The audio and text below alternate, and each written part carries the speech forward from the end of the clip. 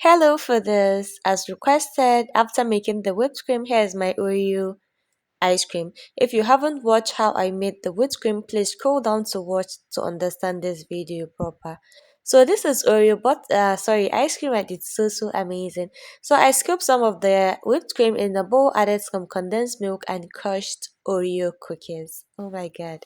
So you're going to give this a good mix. Mix this very well, as you don't want one side looking darker and the other side looking lighter.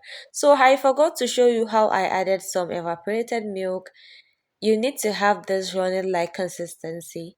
So after that, add more crushed Oreo cookies and then cover with cling film. Freeze for 7 hours or overnight. I left mine in the freezer for till the next day. So this is how it looks the next day. Oh my god. Scoop this using your ice cream scoop into your bowl, add more crushed Oreo cookies, and voila, it's ready. So this is a simple ice cream recipe that you don't need any ice cream maker to make, which you can make, by the way, at the comfort of your home using the whipped cream recipe I shared earlier. I also made another ice cream recipe using this same whipped cream.